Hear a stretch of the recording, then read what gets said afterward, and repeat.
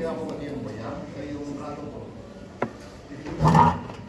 Entonces, vamos a hacer dos procesos de infecciones que son bastante comunes en el ámbito hospitalario. Las infecciones de cavidades, entre las cuales tendríamos la infección pleural y la abdominal. Pleural obviamente no vamos a hablar de las intraductales. Es muy parecido entre ellas.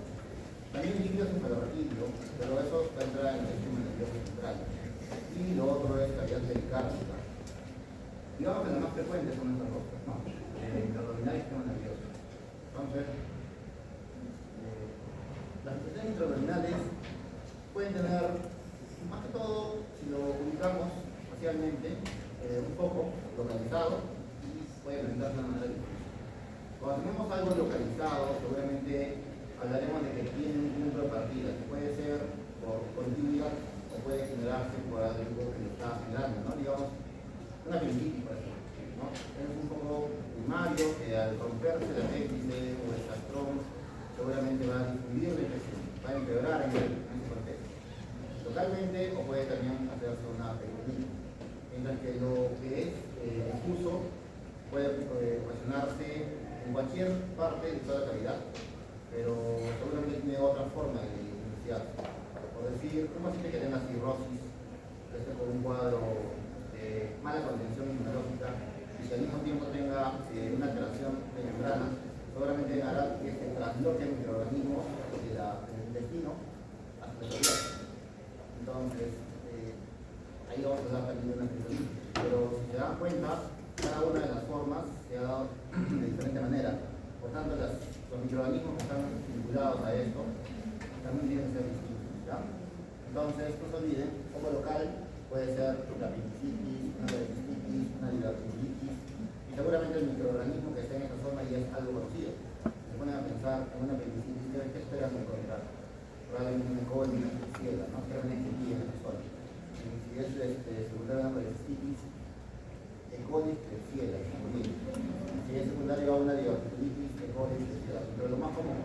Después de ello, si es un paciente que tiene colonización, si ha sido manejado con antibióticos, si es un paciente herido, etcétera, cosas, seguramente tendrá otro tipo de gérmenes, otro tipo de flora. Podríamos tener anaerobios gram negativos, podríamos tener algunos anaerobios gram positivos como el Clostridium difficile, por ejemplo. Podríamos tener una pseudomonas, una citorragia, dependiendo de cómo ha sido el manejo del paciente, ¿no? Imagínense un paciente que está hospitalizado durante un periodo de tiempo de una semana o más, ya va a ser colonizado por gérmenes hospitales. Los gérmenes hospitales son diferentes a los gérmenes comunitarios. Por tanto, digamos que este paciente durante su hospitalización ingresa por algún problema en la vía biliar. Por ahí lo operan, no necesariamente se han infundido hacia cavidad, pero una vez que lo han operado, seguramente este paciente ya se ha colonizado de la sustancia por un germen distinto, ¿no? Digamos una pseudomonas, digamos una citorragia, se conoce como gram negativos, aerobios, no fermentadores de glucosa. Esa es la denominación. Eso para después no tienen que recordarlo ahorita. Es un ejemplo nada más. Pero, digamos que después de esa vía biliar sufre algún proceso de infección secundario, una sobreagregación por este tipo de microorganismos. Y luego, esta zona tiene algún tipo de complicación y produce una peritonitis secundaria de infección local que tuvo por ese germen, ¿no? Por todos los factores previos que lo predispusieron a que tuviera este tipo de microorganismos. Desde ahí diríamos que es una infección secundaria, ¿no? Probablemente una peritonitis, que tuvo un punto de partida, que era una colecistopatía, que tal vez es una colecistitis o tal vez es un absceso cercano a la zona muscular, pero que ya es causada por un germen especial, distinto. Son una pseudomonas con un perfil de resistencia a múltiples microorganismos. O sea, en resumen, lo que les quiero decir es que un paciente que viene con un proceso podría complicarse de muchas maneras. O sea, hay muchas aristas que van a comenzar a modificar el esquema básico, ¿no? El esquema básico, lo repito, es infección local, luego viene la infección difusa y luego vienen las complicaciones de resistencia o todo aquello que pueda complicar el germen a tratar porque el paciente ha sufrido una serie de dificultades de su manejo, ¿ya? Entonces la localización, vamos a quedar ahí. Ahora, la etiología es muy variable. Como les digo, esto va a cambiar también en el transcurso del paciente durante su estancia hospitalaria. Por ejemplo, si tenemos un paciente que viene del ámbito comunitario, se supone que es un lugar donde no hay normalmente gérmenes de alta resistencia, ¿no? Bueno, más o menos así, pero antes, bueno, ahora la situación se ha complicado en ese sentido. ¿Por qué? Porque en el ámbito comunitario podemos tener algunos gran negativos resistentes. No sé si alguno ha escuchado lo que es un BLE o un BLEA, ¿no? O sea, son microorganismos que tienen perfiles de resistencia enzimáticos que evitan que las proteínas de tercera generación o cuarta generación, por ejemplo, puedan funcionar. Esto se llama beta-lactamasa de espectro extendido. Eso ya es muy común, está en el 60% de ictus, por decir, en una mujer del ámbito comunitario. Entonces, no piensen que ya más adelante no van a encontrar ese tipo de gérmenes, ¿no? Seguramente para empezar a usar carbapenémicos, cosa que es un poquito rara a la que había 10 años atrás. Entonces, no se olviden, la etiología polimicrobiana puede entrar en cualquier contexto, ¿ya? Pero más que todo está asociado a cuando tenemos una infección de tipo secundaria en realidad. Una infección de tipo primaria es aquella que, digamos, no tiene algo externo, algo que ha dañado al paciente. ¿Ya? Por ejemplo, como les comentaba, un paciente cirrótico le hace su infección espontáneamente y la hace porque se transloca el microorganismo. Otro ejemplo, un paciente nefrópata que hace una infección en cavidad porque no tuvo contención inmunológica, ¿no? Y el microorganismo no sabemos por dónde llegó. Quizás cuando le hicieron hemodiálisis, circuló por sangre, y luego este mismo microorganismo de los capilares, de los vasos, extravasó la cavidad y produjo una peritonitis primaria, porque no sabíamos de dónde venía la infección. Otro ejemplo podría ser el que les comentaba: empieza en un lugar y puede traslocarse también, formar la contención inmunológica y generar una peritonitis. En cualquier fenómeno en el cual no haya una noxa, no haya una modificación de esa cavidad o del intestino, a eso se va a llamar primaria. Mientras que es secundaria cuando nosotros generamos alguna noxa. Por decir, viene alguien y le produce un corte y genera una ruptura intestinal. Obviamente las heces se van a ir al intestino, a la cavidad, y van a producir una peritonitis esteroidea. Eso es secundario, porque algo lo está ocasionando. O un acto quirúrgico, ¿no? Puede ser, o un procedimiento invasivo importante, como una paracentesis, puede ser paciente que viene con asitis, pero es un líquido aséptico. Sin embargo, le hacemos un procedimiento y lo contaminamos, por no hacer una correcta asepsia. Eso también puede ser una peritonitis secundaria, ¿ya? Tenemos visto dos formas de presentación. Uno, por localización, ¿no? La zona como tal y la difusión a la cavidad como tal. Lo otro es por la forma en que se presenta la peritonitis, porque no ha tenido una intervención, qué sé yo, del cirujano o de una paglana o cualquiera de ellos, ¿no? Estamos hablando de que ha ido por vía hematógena o se ha dado por translocación bacteriana. Y la otra en la cual sí hay un procedimiento que se está realizando o un accidente que está ocurriendo, que está generando que esa cavidad se sobrenombre. Hasta ahí van los dos tipos o clasificaciones importantes. Y hay una tercera, ¿no?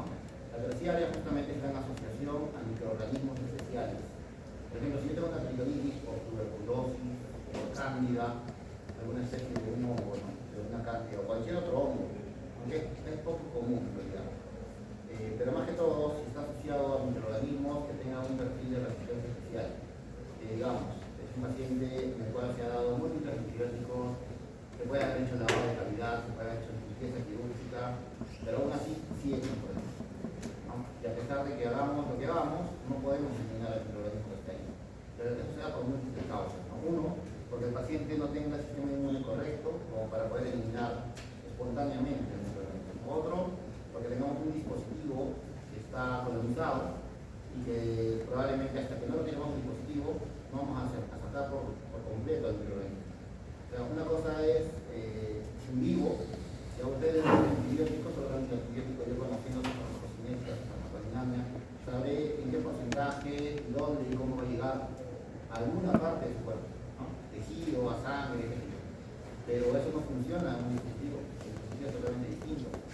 Entonces, si ustedes están con, no sé, algún claim en cavidad o están con algún tubo que está salida de líquido de manera persistente y se contamina este dispositivo, seguramente la bacteria que tenga esa capacidad de adherirse tendrá pues ciertos mecanismos patogénicos, ¿no? Como me decía, la primera exposición era de mecanismos patogénicos en las bacterias, ¿no? Entonces las bacterias, algunas tienen capacidad de adherirse a biofilms, como las pseudomonas, ¿no? Que tienen el porno sensing o las acetobacter. Pero este tipo de microorganismos, si yo no saco ese material o ese dispositivo, va a generar una contaminación ahí. Y el antibiótico no va a llegar a ese lugar. Entonces eso me complica mucho la terapéutica. Eso se llama terciaria. ¿Ya? Entonces es por inmunosupresión, es por problemas de resistencia de la bacteria, es por dispositivos invasivos, o porque son gérmenes raros, que sean un poco violentos.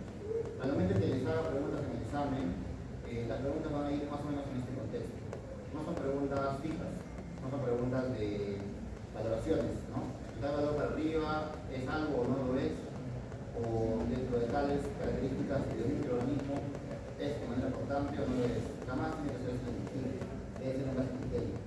Entonces, lo que les voy a poner van a ser preguntas como pequeños casos clínicos, donde van a haber 2 o 3 palabras que son la clave, y ahí se van a poder dar cuenta por dónde estoy llevando el problema, ¿no? Si les hablo, por ejemplo, de un paciente que está manejado durante varios días con antibióticos de amplio espectro, y por ahí genocida, está en ese 4 menos de 200, y hablamos de algún tipo de afección peritoneal, y le doy antibióticos, tal vez herbicidas para que supuestamente estoy encontrando algún tipo, pero no mejora. Tal vez en las alternativas irá uno que diga que se debe a un microorganismo que tiene un patrón de resistencia a esos antibióticos, ¿no?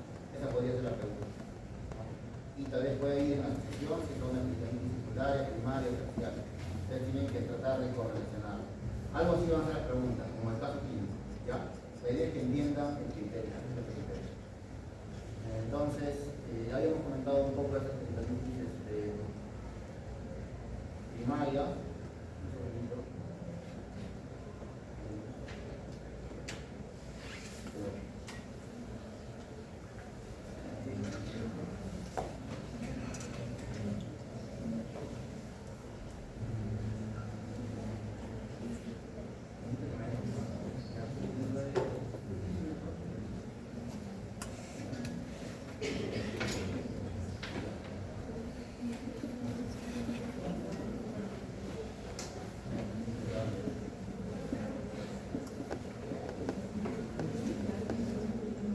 Entonces, vamos a regresionar para más o menos ubicarnos de una manera sencilla qué microorganismos y cómo podrían ser las infecciones de cada uno de los tipos de microorganismos.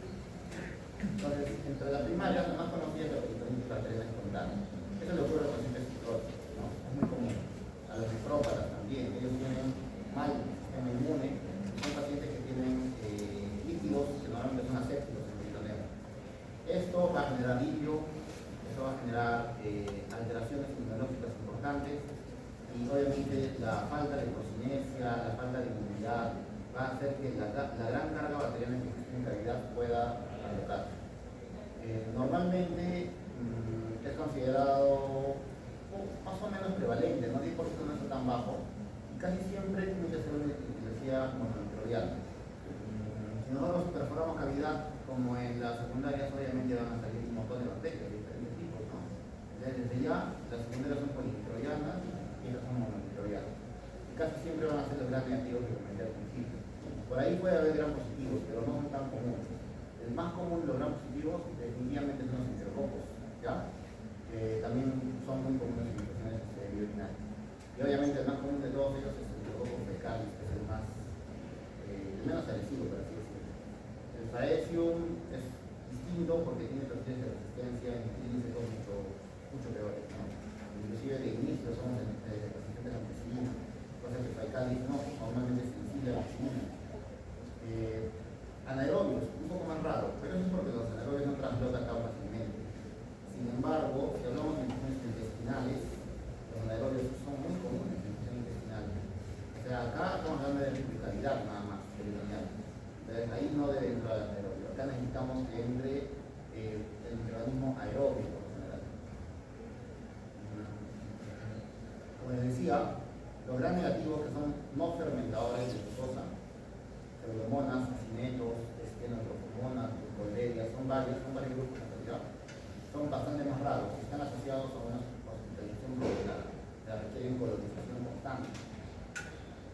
también hay algunos que pueden ascender por vía genital, ¿no? Por ejemplo, las tricomonas será uno de ellos, la neisseria gonorrea, la clamidia. Normalmente en una mujer que tenga una, quizás, EPI, recuerdan, ¿no? Una médica podría ser uno de los condicionantes, ¿no? Tiene en el examen, como caso clínico, una paciente que tenga mucha profundidad, que tenga un proceso infeccioso cervical o endometrial, ¿no? Podría ascender el microorganismo y irse al peritoneo, porque tiene conexión. Desde el niño, por ejemplo, de dolor, podría ascender el microorganismo. Y hay personas que no tienen necesariamente síntomas. Hay muchas veces que debutan de esta manera también. Entonces es otra forma de llegar, porque no hay ninguna manipulación, ¿verdad? Simplemente he llegado, pero por continuidad. Entonces se considera como primario. ¿Ya? Ahora, en cuanto a clínica, la clínica no es muy precisa. Tal vez uno de los que más se nota en la peritonitis podría ser el alivio, el dolor, la irritación, la depresión, fiebre, podría estar también, no siempre. Entonces es un poco inespecífica. Algunos pacientes inclusive son asintomáticos, ¿no? En cuanto al diagnóstico, esto sí es importante. Cuando ustedes estudian una cavidad, recuerden que las bacterias, si hablamos de bacterias nada más, van a producir consumo de glucosa, porque necesitan esto para su metabolismo, ¿no? Si tiene que hacer en esta cavidad normalmente no hay oxígeno, o hay oxígeno en pequeñas cantidades, entonces no pueden hacer su metabolismo por el ciclo de Krebs, que normalmente todos hacemos. Entonces, en la anaerobiosis van a generar consumo de glucosa, por tanto van a generar deshidrogenasa láctica, lactato elevado y seguramente también un estado ácido. Entonces todo eso tienen que observarlo en el examen microscópico. Eso se puede ver con una prueba clínica muy sencilla. Entonces, sumado a eso, seguramente vamos a encontrar también proteínas elevadas en esta cavidad. Entonces, ustedes cuando van a hacer un estudio de una cavidad, necesitan sí o sí hacer un estudio de los mismos, ¿cómo les digo? De los mismos componentes, glucosa, proteínas, lactato, etc. en sangre. Tienen que saber que en sangre tiene un valor, y probablemente en la cavidad ese valor debería ser mayor al 50%. ¿Por qué mayor al 50%? En el caso de proteínas, o antígeno, o albúmina, eso está mal, ¿no? O de deshidrogenasa láctica, porque significa que hay un consumo, hay un metabolismo a favor de algo extra, algo que no debería estar, que en sí pues es un grupo de bacterias. Entonces, es como en el estudio de Light, seguramente recordarán, ¿no? Hayan visto que tienen que encontrar DHL mayor al 60% de lo que hay en sangre, albúmina mayor al 50% de lo que hay en sangre, con una acción sumatoria para decir, este es un exudado, y un exudado era por neoplasia y por infecciones más que todo, ¿no? Pero una neoplasia que hay células, están haciendo un metabolismo anaerobio, y una infección también hay células, ajenas, bacterianas, pero están haciendo un metabolismo anaerobio. Por tanto, las proteínas más del 60% le van a decir que seguramente hay una infección, ¿no? O tal vez puede ser un cáncer también, pero estamos viendo la infección como tal. Y el consumo de glucosa es otro marcador que directamente dice que también hay infección. Ahora, lo que son neutrófilos, no necesariamente es infección, ¿ah? Pero es una suma de varias cosas, ¿no? Pero neutrófilos significa que tenemos células fagocíticas que son propias, que seguramente están yendo a atacar a un agente externo. Entonces, cuando tenemos una buena cantidad de neutrófilos, nos dice cada valor de 250. Digamos que tengamos un paciente que tenga condiciones para hacer una peritonitis, que tenga clínica de peritonitis, y me sale glucosa en 30, que ya es bajo, y me sale neutrófilos en 200. Dirían que no es una peritonitis bacteriana. Solamente porque yo he puesto acá que más de 250 es infección, menos no lo es. No, ¿verdad? Si suman criterios, tiene factor clínico, tiene factor epidemiológico, tiene el factor inclusive inmunológico o metabólico dentro del líquido, porque hay muchos que tenía cosas disminuidas. Y nada más le falta un poquito para llegar a la cantidad de leucocitos que nosotros queríamos para decir peritonitis. Así puede venir en el examen. Por eso les digo, tienen que usar su criterio. Por eso nada cuantitativo es definitivo en el medicina, ¿ya? Solamente es sugerente hasta cierto punto. Acá disponen más de 250, pero puede ser un poco más, puede ser un poco menos. Ahora, si no encuentro nada en neutrófilos, o 10, ahí sí, pues, ¿no? Cambia por completo mi perspectiva. Tendría que encontrar una cantidad apreciable por lo menos. Y si a pesar de que tengo todo esto, tengo un cultivo negativo, me dice que realmente no tengo infección.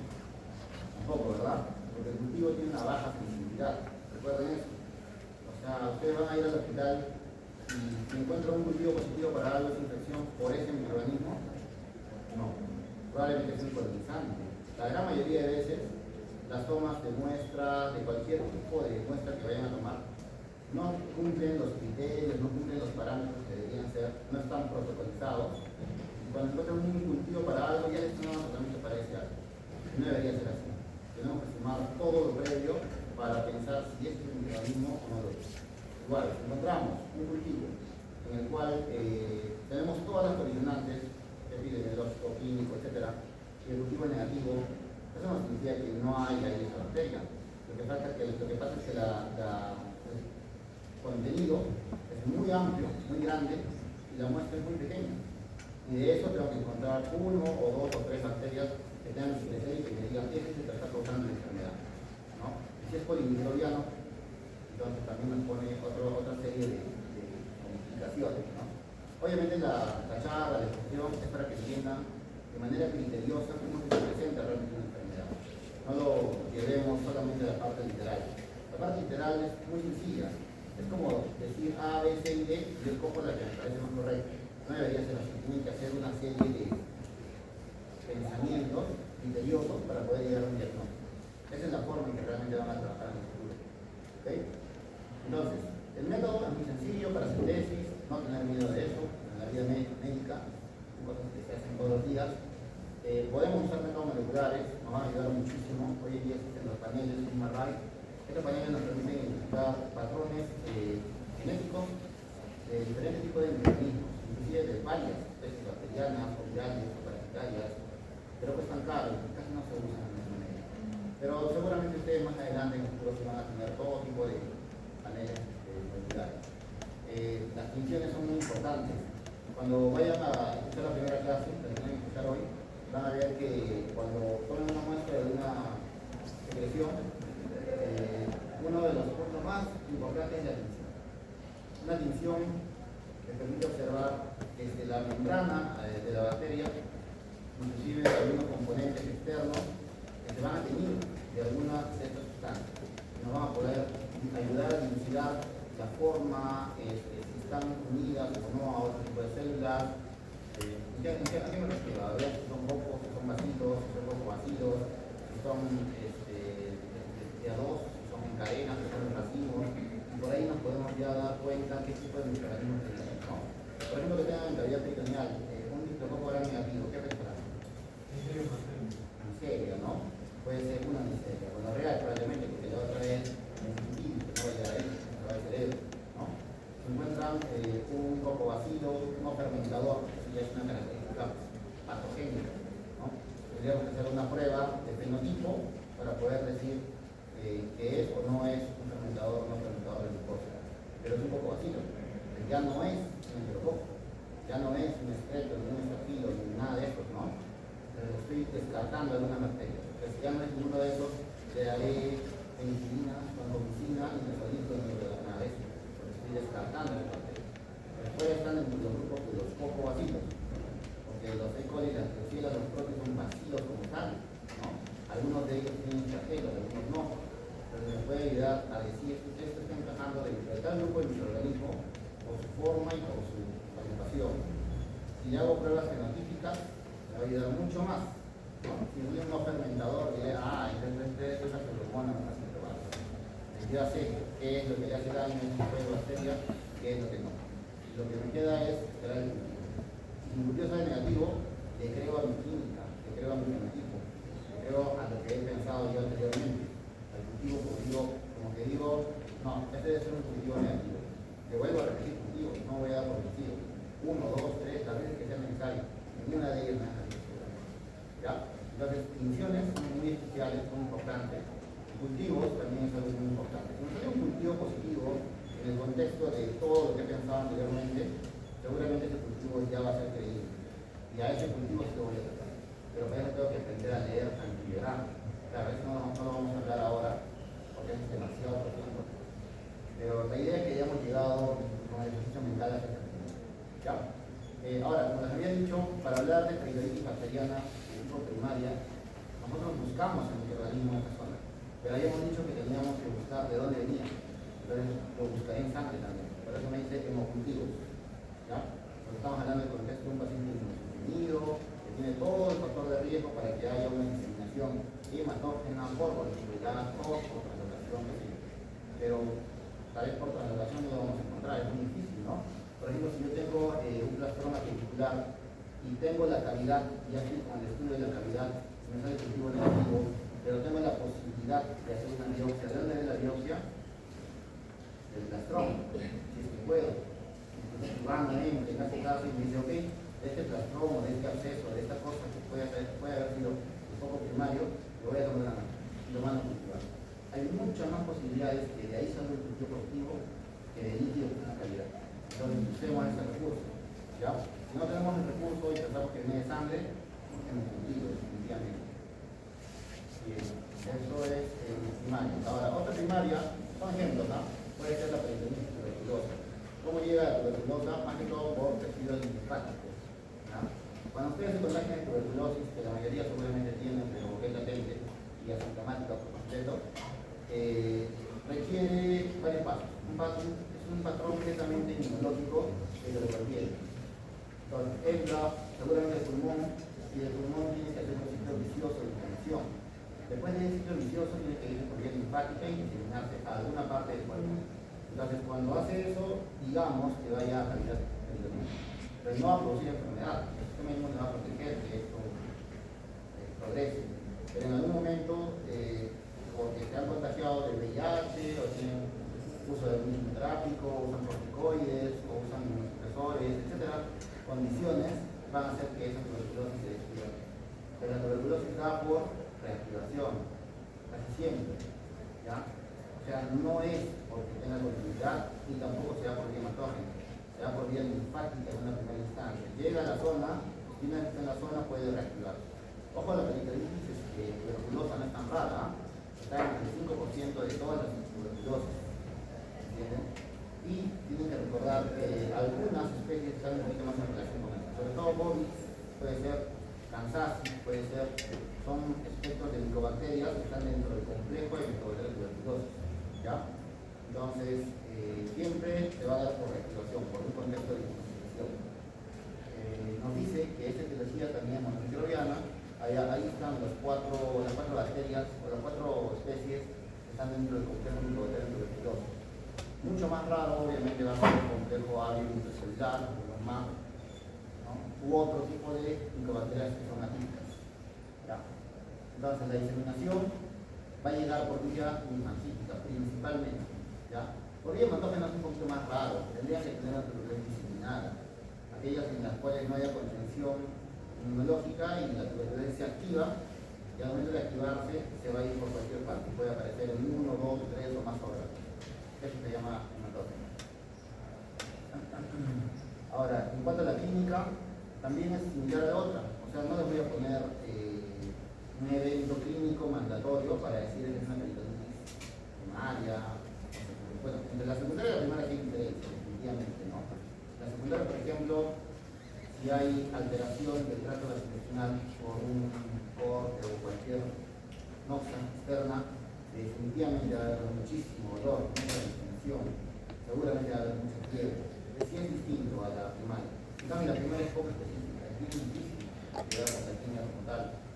Por eso que la clínica de esta va a ser parecida a la peritonitis primaria por, digamos, una bacteriana espontánea, ¿no? Es muy parecido, no hay mucha diferencia.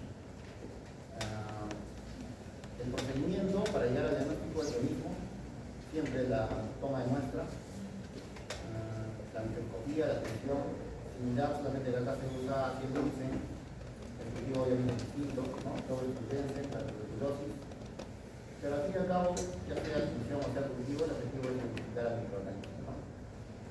Ahora, tenemos pruebas moleculares, por ejemplo, seguro habrán escuchado el GeneSper o el Genotype, imagino, ¿no? Son pruebas que menos mal se usan, que no tienen costo, lo podemos pedir en el hospital mismo como apoyo a la gerencia regional. Igual, la sensibilidad no es la mejor, no son pruebas estandarizadas al 100. No tiene esto que está estandarizado para esputo o para lavado bronquioalveolar, que es lo más correcto. Pero se están aplicando hoy en día, biopsias, MS, hemoglobina, índices de radiografía, nos pueden apoyar. Si sale positivo, escriben con primer.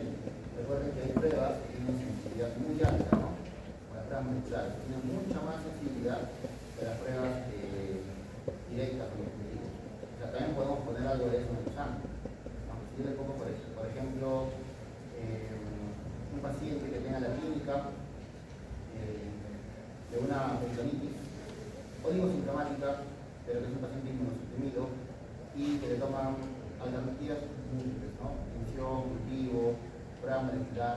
Cada vez puedo poner cuál prueba tiene una mayor especificidad. Es una molecular seguramente mucho más específica, ¿no? Y en cuanto a sensibilidad, seguramente también tendrá bastante más sensibilidad. Ahora, si yo tengo una prueba, por ejemplo, de alta especificidad con un cultivo, será mejor que una prueba molecular con un Dinextra. Es difícil de determinar. El cultivo es muy específico, muy específico. Pero ahí tendría que ponerle yo algo más, ¿no? Algo que me diga, tal vez el cultivo no está en correlación a eso. Porque qué tal le pongo, en la función se ve un nitrococo graniático. Y en el cultivo me sale un coco en racimos, no tiene nada que ver. Digo, me sale un estafiococo, no tiene nada que ver, ¿verdad? Entonces ahí nos damos cuenta. Si recuerdan bien cómo era la definición de los microorganismos, ¿no? Y las formas. Entonces, yo creo que esto lo van a fijar. ¿Ya? No se olviden otra vez, biopsia y estudio de vamos a tuberculosis también funciona mucho para tuberculosis. Digamos una biopsia para tuberculosis en cualquier tejido que encuentren, va a hablar de tejido granulomatoso, seguramente con linfo, linfocitos, seguramente con células de Langhans. Eso es tuberculosis, estamos en lo contrario. ¿Ya? Tejidos granulomatosos con enfermedades crónicas o subagudas que tengan una presentación más o menos atípica, eso pinta mucho para tuberculosis. No se olviden que tuberculosis es lo más común en nuestro medio, ¿no? Entre las enfermedades más prevalentes. Si es con paciente con VIH, más todavía. ¿Ya?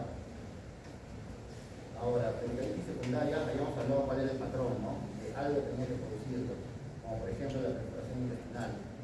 Entonces, ahí van a meterse varios microorganismos. Y como no hay ninguna medida de contención, ninguna barrera de contención, también se pueden meter los anaerobios. Entonces, como pauta, a nivel intestinal, normalmente los principales microorganismos colonizantes son los anaerobios gram negativos. ¿Alguien recuerda? Anaerobios gram negativos. El más común de todos es Bacteroides fragilis, ¿no? ¿Cuál más? ¿Alguno más por ahí? Fusobacterium, Prebotella, ¿no? Son los más comunes. Entonces, ellos ocupan el 95% de la flora intestinal. Y colis, Klebsiella, son el otro resto, ¿no? Los cocos, una partecita también. Entonces, a veces pensamos que el coli y Klebsiella son lo más común en intestino, y no es realmente. Lo que pasa es que cuando nos vamos a conjugar o cuando tenemos una infección, normalmente no sospechamos de este tipo de etiología.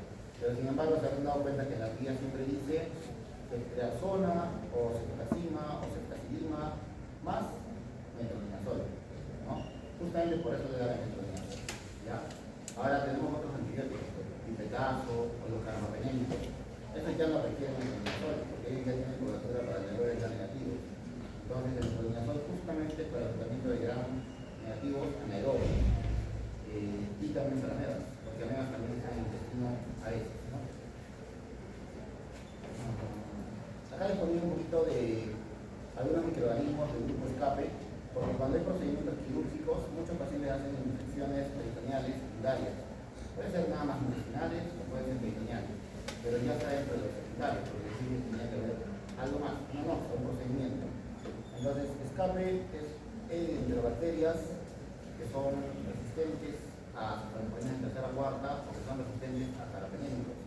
Cada vez son más, ¿no? Después los ANSI, que son otro mecanismo enzimático de resistencia a prácticamente lo mismo, ¿ya? Pero en el antibiograma se ve distinto, definitivamente. Pero inclusive el acrónimo AMC les ayuda porque es aeromona, fonganela, providencia, proteins, Enterobacter cerratia. Los que ponen ahí AMC, entra Enterobacter cerratia. ¿Por qué les digo que son importantes recordarlos? Porque también son enterobacterales, gram negativos, de baja virulencia, pero que sin embargo producen patrones de resistencia intrínsecos. O sea que no hace falta que alguien le induzca o le pase un plásmido que tenga beta-lactamasa. Ellos ya nacen con su propia beta-lactamasa. Esa beta-lactamasa se llama AMCES justamente. ¿Ya? Es distinto a cómo se les ve en verano. Pero lo podríamos identificar, pero ahí se nos va a ir un rato y no es dentro de la clase de ahora. Después están las que son las que producen carbapenemasas, y hay un montón más, ¿ya? Pero no vamos a meterle más en eso. De verdad son las enterobacterias resistentes.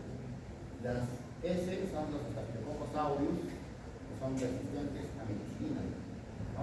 Aquellos que han bloqueado el receptor del lactámico, por tanto ningún tipo de alastámico va a poder llegar ahí. Entonces tendríamos que usar familias de otros tipos de antibióticos que lleguen a cavidad. Por ejemplo, vancomicina, ¿no? O micopéptidos que podrían ser. Pero esas marcas son muy comunes en la día. Demasiado, diría yo. En el hospital probablemente el 70% de las infecciones por estafilococos son marcas. Entonces, si se mete uno de ellos en cavidad o en cualquier parte de la economía, es un problema. Tener que usar vancomicina o linezolid u otro medicamento que esté por encima de ellos, primero que nada no hay, ¿no? Son caros y son difíciles. Después la serie de los tridios, es muy difícil hoy en día también, se ha convertido muy prevalente. Si nosotros usamos medicamentos de amplio espectro, vamos a barrer flora. Barremos a todos los predios que hemos dicho y el que va a comenzar a proliferar entre los tridios. Esto se da por brotes, por sensibilidad. Si estamos cerca a un paciente y lo manipulamos inadecuadamente, y vamos llevando con nuestra mano, con nuestro guante, etc., lo que está realizado a este paciente, encima tiene los factores de riesgo, obviamente va a ser tener una infección por clostridium. Más que todo tiene que ver con infecciones intestinales, ¿no? Eso lo estamos tocando hoy. Nada más lo comento para que tengan en cuenta. El grupo de A son los Acinetobacter, que es todo un complejo, y el grupo de los B, las pseudomonas, ¿no? Ambos más fermentables que cosas que ya hemos dicho que tenían patrones de resistencia un poco más especiales.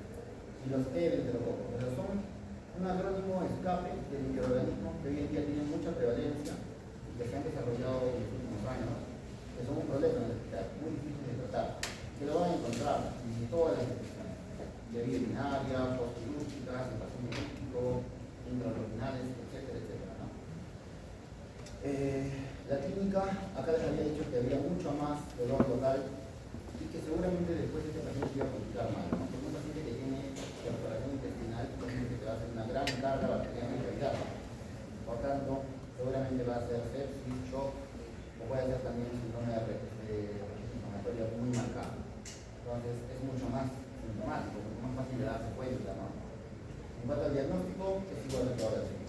Pero lo ideal sería acá preparar, obviamente, el daño intestinal. Estos pacientes normalmente les hacen un corte intestinal y les generan un ostoma, ¿no? Y después hacen la reconstrucción. Han hecho múltiples ingresos a sala, lavados peritoneales, manejo de antibióticos por ejemplo prolongado. O sea, es un paciente mucho más complejo. Bueno, esto no es tan importante, es para ver más tipo de etiologías en la relación lo que es postquirúrgico y lo que es no quirúrgico en comparación con las peritonitis comunitarias, ¿no? Una peritonitis comunitaria, como les dije, era por gérmenes más que todo comunes. Entonces van a ver ahí E. colis, dentro de los grandes positivos van a encontrar los enterococos. Los enterococos también le siguen. Recuerden, ¿no?, que los enterococos había dicho yo que tenían una gran prevalencia hoy en día, pero si se dan cuenta, miren cómo le da vuelta los enterococos a los enterococos en el ambiente nosocomial. Y después de una quirúrgica, que significa que son colonizadores naturales dentro de una epidemia hospitalaria. Tienen un perfil de resistencia un poco más complejo. La E. coli, ya sea en la comunidad como en el nosocomial, siempre es el más común de todos, ¿no? Pero vean que las demás bacterias en el ámbito nosocomial comienzan a agarrar cierta prevalencia, sobre todo en el ambiente postquirúrgico. Tanto pseudomonas, enterobacter, son los que les había comentado, ¿no?, que eran un poquito más raros, pero siempre y cuando estén en un ambiente hospitalario y postquirúrgico van a tener una mayor prevalencia. O sea, tenemos que ir pensando en ellos cada vez más, ¿no? En los anaerobios, ya hemos comentado que los bacteroides, los anaerobios gram negativos es el más común de todos, y que cada vez estamos viendo un poquito más de los clostridios, ¿no? Los clostridios difíciles, porque no se van a equivocar con los clostridios tetani, con los clostridios astringens, con otros tipos que tienen que ver en otras circunstancias. Lo que era terciario, que se había comentado que eran pacientes con peritonitis difícil de manejar, aunque había un fallo terapéutico por diferentes cuestiones, ¿no? Tanto por mecanismos de resistencia o por problemas inmunológicos del paciente que no permitan controlar la enfermedad por sí sola. Normalmente los antibióticos nunca controlan la enfermedad por sí sola, necesitan el sistema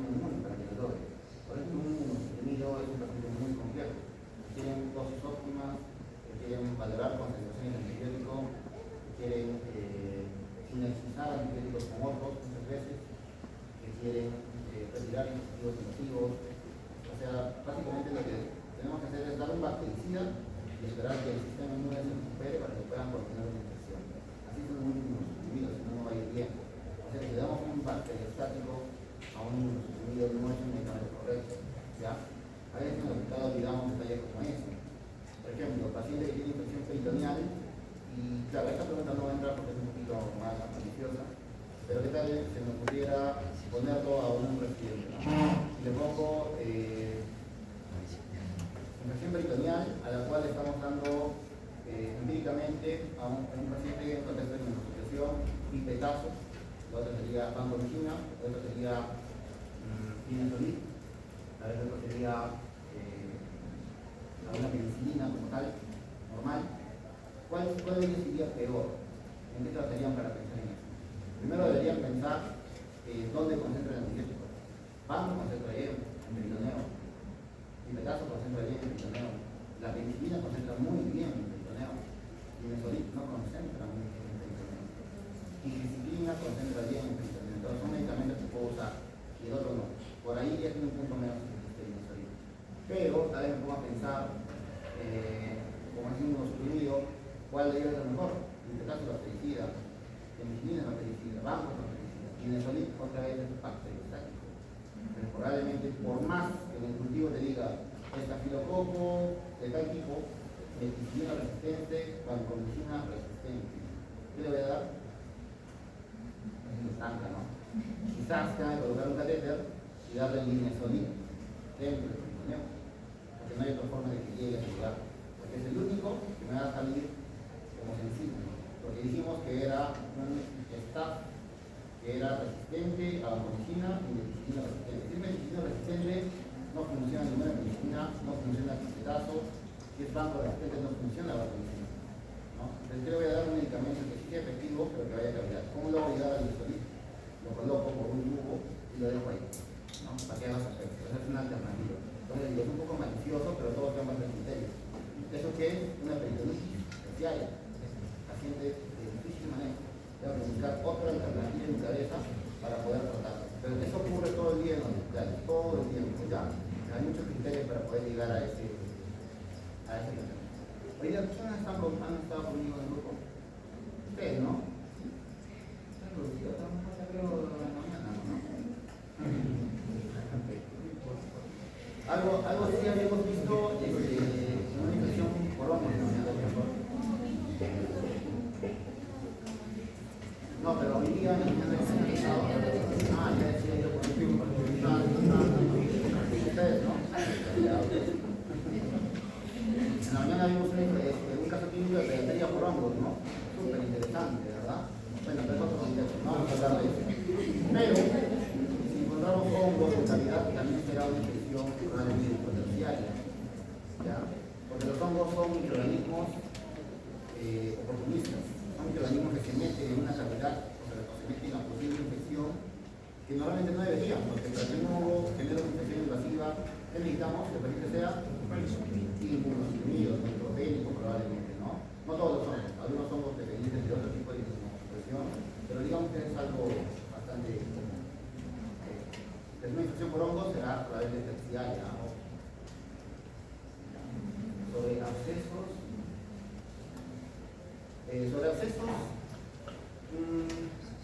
las particularidades más importantes nada más, ¿ya? Porque abscesos podemos encontrar en dos partes, ¿no?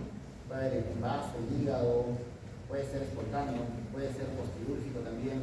Entonces no lo vamos a definir como absceso primario, absceso secundario, no existe esa definición, ¿ya? Lo que sí tenemos que tener en cuenta que es una cavidad nueva, que tiene una pared fibrosa, por tanto, para que un antibiótico llegue dentro de un absceso es muy complejo. Recuerden que el absceso no es vascularizado, por tanto, necesitaríamos que llegue la mayor cantidad de antibiótico a ese absceso. Eso es bien difícil, la concentración de antibiótico no va a llegar a ser óptima, pero lo más probable sería, o lo más adecuado sería drenar el absceso.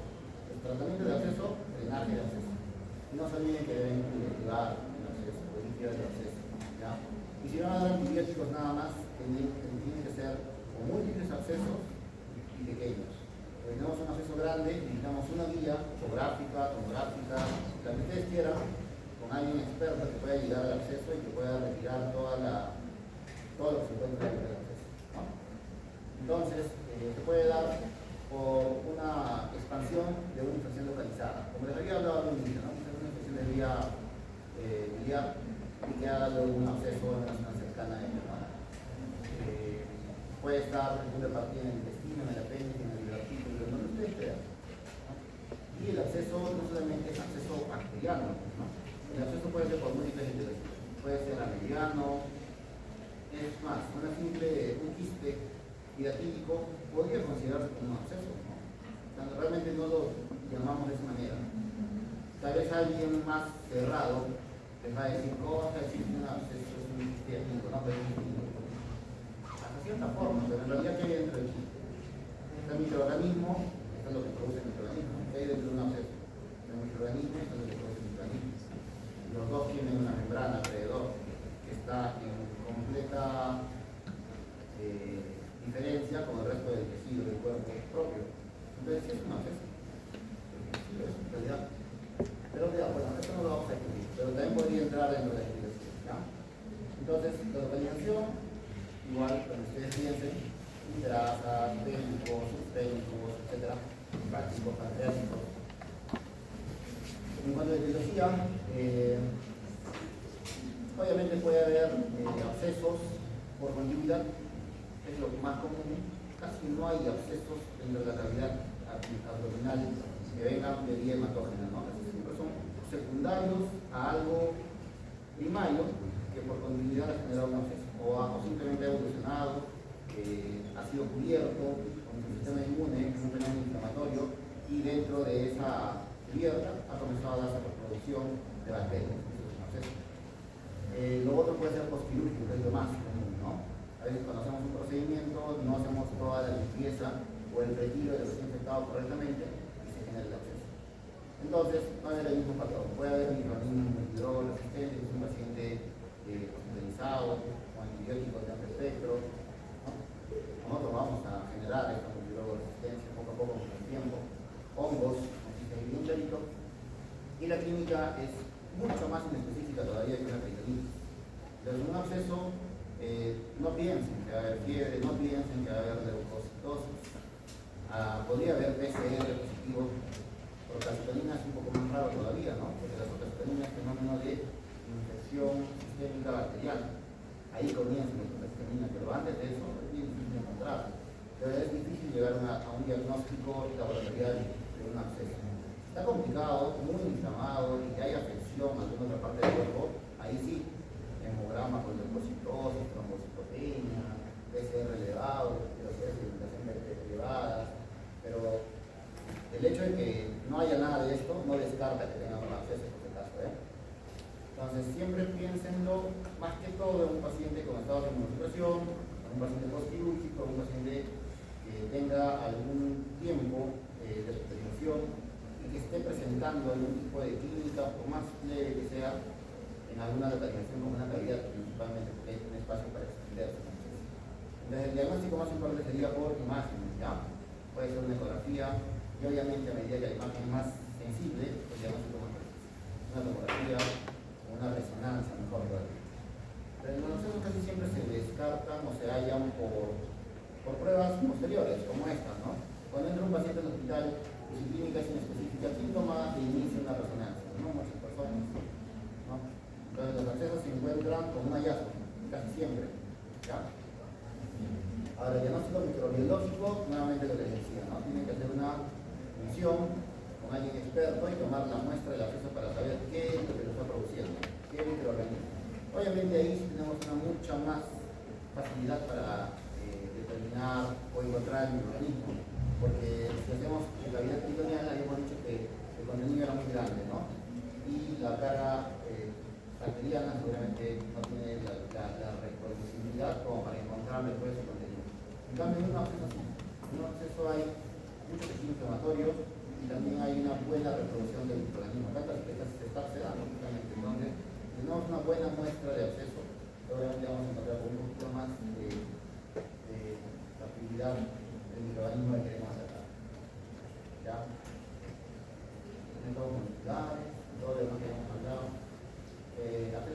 hepáticos son los más comunes, no se olviden que la mediana está dentro de las etiologías comunes, también por ejemplo cuando damos accesos hepáticos, se le da tratamiento antibiótico y también se le da metronidazol. De todas formas, el metronidazol ahí es 10 días por mes, ¿ya? Sobre todo en países de tercer mundo como el nuestro, donde ponemos cualquier cosa en cualquier lugar. O todos ustedes salen a comer acá, ¿no? De todo comen en realidad, todos nos pasa de todo. Tienen defensas, porque han estado expuestos a amebas, seguramente no es tan fácil por de infección. Harán que su diarrea 2 días y después también otra vez. Pero en realidad se exponen a esos microorganismos todo el tiempo. El hecho de que no les pase nada, que no nos pase nada, es porque estamos acostumbrados psicológicamente. Por eso, si ustedes traen a alguien de un país del primer mundo acá, seguramente se va a estar hospitalizado la primera semana. Es lo más probable. Entonces, la etiología puede ser también polimicrobiana en los procesos, ¿ya? De acá, algo más importante, creo que esto de propensión a metastatizar también es importante. Cuando tenemos un absceso, a veces la forma de llegada también puede ser hematógena. Entonces, hay que buscar en sangre algún microorganismo que tenga alguna posibilidad de haber estado en la posible. Por ejemplo, si tenemos un paciente que tenga válvulas protégicas en el corazón, seguramente hay que pensar que tiene una endocarditis, ¿no? Si a ese paciente lo dejamos ir así nomás, nos puede complicar. Lo ideal sería buscar cerebro, retina, vaso, hígado. Por más que no tengan ninguna clínica, seguro que se van a dar soluciones muy interesantes. ¿Ya? Es importante. Una consulta. ¿Cómo se refiere leer una parte de su transporte de droga de no leí que podían haber comido un sistema de vecinidad por transporte de droga de la costa de sobre todo dado por la nacional, por el transporte de la barrera.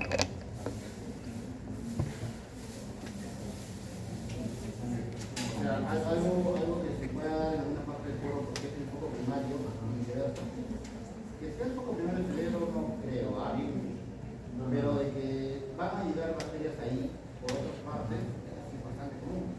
Por ejemplo, en la endocarditis hoy en día, uno de los criterios mayores justamente está en encontrar acciones cerebrales que han un punto de partida del endocardio.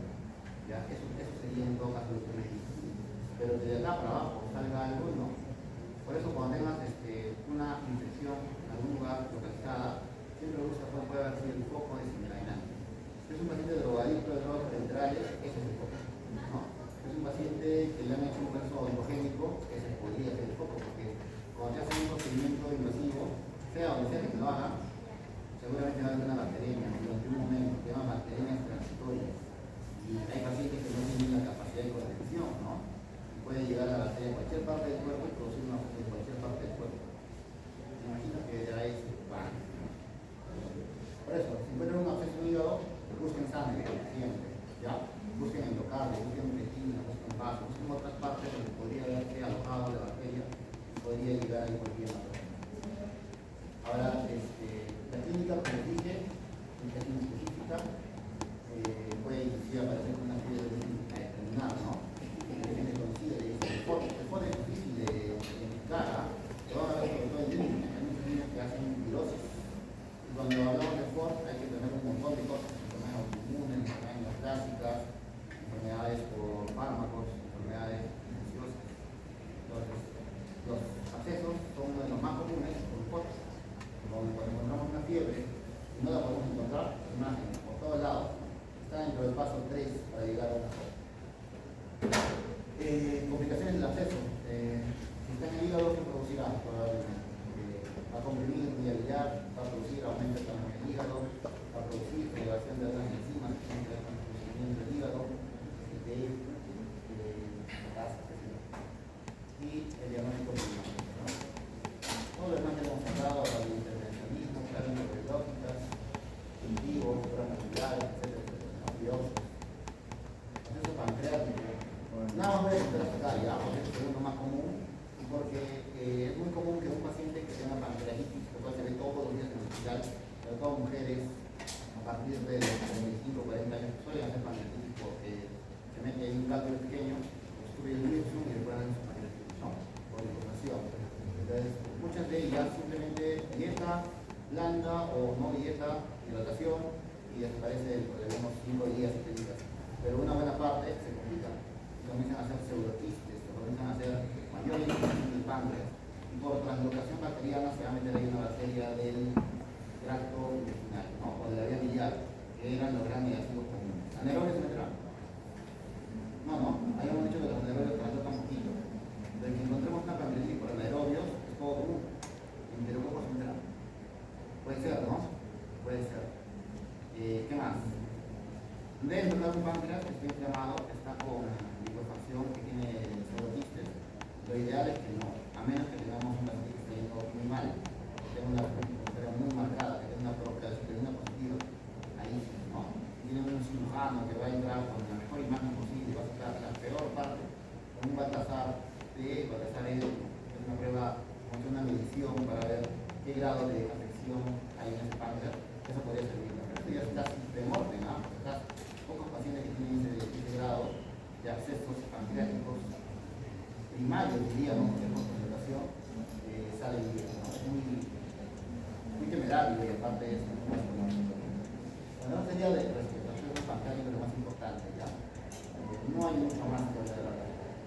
Después hay accesos en vaso, hay accesos en grasas, hay accesos pélvicos. Yo creo que si les pregunto algo de ahí, podría ser solamente para que lleguen con criterio, no creo que algo y lo otro sería neuroinfecciones, porque este es un tema mucho más grande, pero lo tocaremos un poquito. Algunas partes van a ser parecidas a lo que hemos hablado de infecciones bacterianas, ¿no? Bueno, en resumen, nada más quiero que sepan ubicación. Si es una neuroinfección de tipo intracial, solamente hablaremos del cerebro, hablaremos de o de las dos puntas, ¿no? Ah, no, ya.